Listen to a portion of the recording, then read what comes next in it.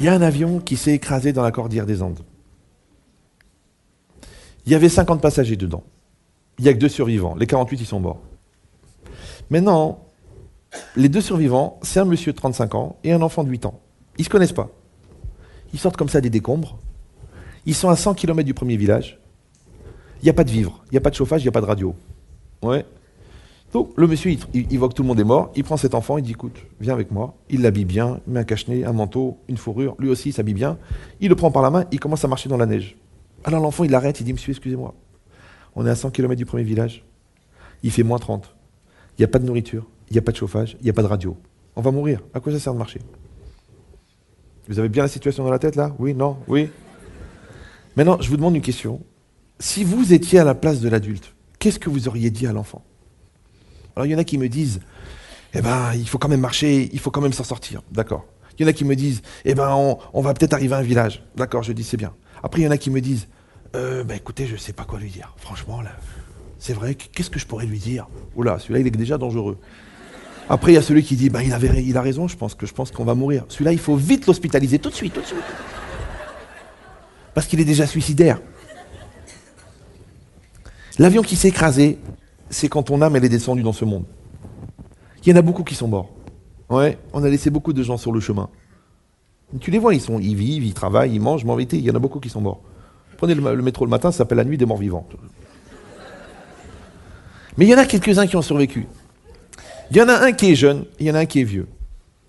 Celui qui a 35 ans, c'est toi. Et celui qui a 8 ans, c'est l'enfant qui est en toi.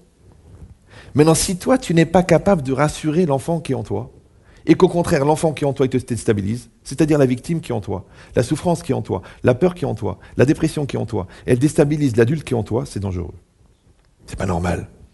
Parce qu'on a tous des idées noires.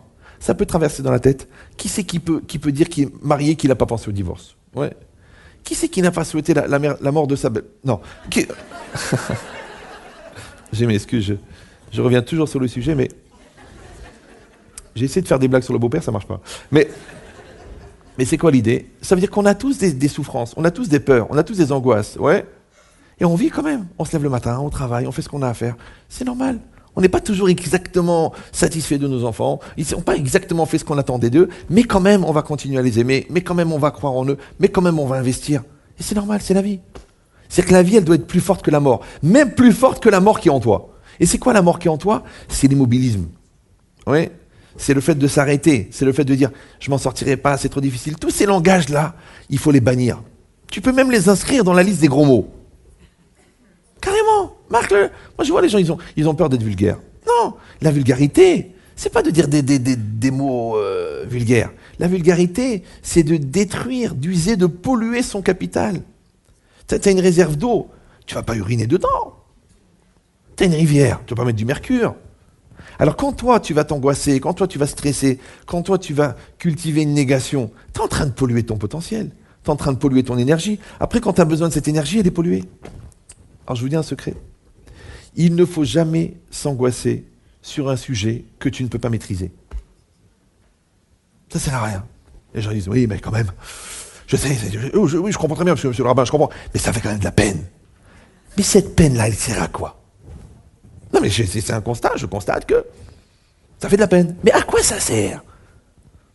Oui, tu peux maîtriser ou tu peux pas maîtriser. Tu peux maîtriser, tu peux aller parler à l'enfant, tu peux gérer le problème avec ta femme, tu peux sauver le type, il n'est pas encore mort. Tu peux encore investir dans un nouveau protocole de thérapie, tu peux le faire, fais-le. Tu peux plus le faire, tu débranches comme ça, tac, c'est fini.